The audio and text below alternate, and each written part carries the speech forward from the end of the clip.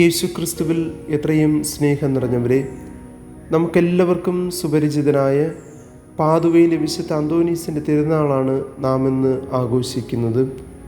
ആദ്യമേ തന്നെ നിങ്ങൾക്കെല്ലാവർക്കും തിരുനാളിൻ്റെ എല്ലാവിധ പ്രാർത്ഥനാശംസകൾ സ്നേഹപൂർവ്വം നേരുന്നു.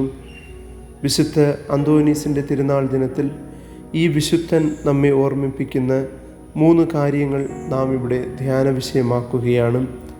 ഒന്ന്, വിശുദ്ധ അന്തോനീസിൻ്റെ ജീവിതത്തെക്കുറിച്ച് ചിന്തിക്കുമ്പോൾ എൻ്റെ മനസ്സിലേക്ക് കടന്നു വരുന്നത് സുഭാഷിതങ്ങളുടെ പുസ്തകം 16-ാം അധ്യായം 1-ാം വാക്യമാണ്.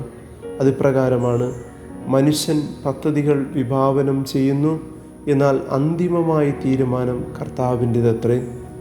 വിശുദ്ധ അന്തോനീസിനും തൻ്റെ ജീവിതത്തെക്കുറിച്ച് അതിൻ്റേതായ സ്വപ്നങ്ങളുണ്ടായിരുന്നു. രാജകൊട്ടാരത്തിൽ ജോലി ചെയ്യുന്ന ഒരപ്പൻ്റെ മകനായിട്ടാണ് വിശുദ്ധ അന്തോനീസ് ജനിക്കുന്നത്. സ്വാഭാവികമായും ഈ അപ്പന് തൻ്റെ മകനെ രാജകുമാരനാക്കി തീർക്കണം എന്നുള്ളതായിരുന്നു. എന്നാൽ ദൈവത്തിൻ്റെ പദ്ധതിയോ സുവിശേഷം പ്രസംഗിക്കുന്ന വിശുദ്ധനായ ഒരു സന്യാസിയാക്കി മാറ്റുക എന്നുള്ളതാണ്. ഒടുവിൽ വിശുദ്ധ അന്തോനീസും അദ്ദേഹത്തിൻ്റെ മാതാപിതാക്കളും ദൈവത്തിൻ്റെ പദ്ധതിക്ക് തൻ്റെ മകനെ വിട്ടുകൊടുക്കുന്നു എന്നുള്ളതാണ്. രണ്ടാമതായിട്ട് വിശുദ്ധ അന്തോനീസ് നമ്മെ ഓർമ്മപ്പെടുത്തുന്നത് അന്തോനീസിൻ്റെ കയ്യിലുള്ള ഏറ്റവും വിലപിടിപ്പുള്ള സമ്മാനത്തെക്കുറിച്ചാണ്. നാം പലപ്പോഴും ഭൗതിക നേട്ടങ്ങൾക്ക് വേണ്ടി, ഭൗതികമായ സമാധാനത്തിനും ആശ്വാസത്തിനും വേണ്ടി വിശുദ്ധ അന്തോനീസിനടുക്കിലേക്ക് ഓടിയെത്താറുണ്ട്. ജോലി നഷ്ടപ്പെട്ടു പോയ ജോലി തിരികെ ലഭിക്കുവാനും, അതുപോലെ തന്നെ കുടുംബ സമാധാനത്തിനു വേണ്ടിയും രോഗസൗഖ്യത്തിനു വേണ്ടിയുമൊക്കെ നാം വിശുദ്ധ അന്തോനീസിനോട് പ്രാർത്ഥിക്കാറുണ്ട്.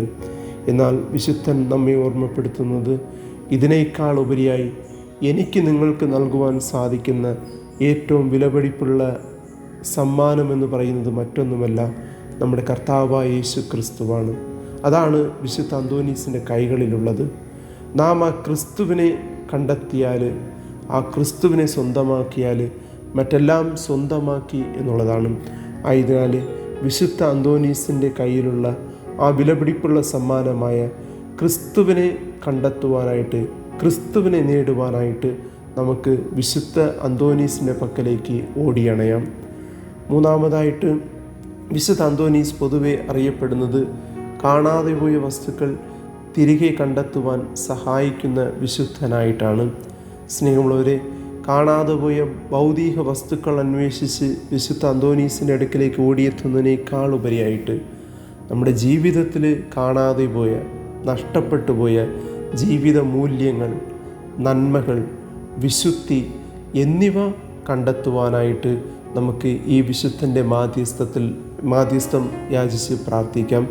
കാരണം ജീവിതത്തിലെ മൂല്യങ്ങളും നന്മകളും വിശുദ്ധിയും ഉണ്ടെങ്കിൽ നമുക്ക് മറ്റെല്ലാം സ്വന്തമാക്കുവാനും സമാധാനവും സന്തോഷവും അനുഭവിക്കുവാനും സാധിക്കും.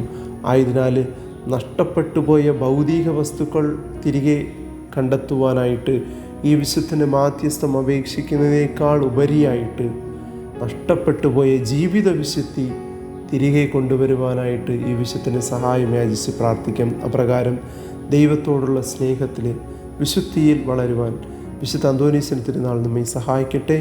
സർവശക്തനായ ദൈവം നമ്മേവരെയും സമൃദ്ധമായി അനുഗ്രഹിക്കട്ടെ.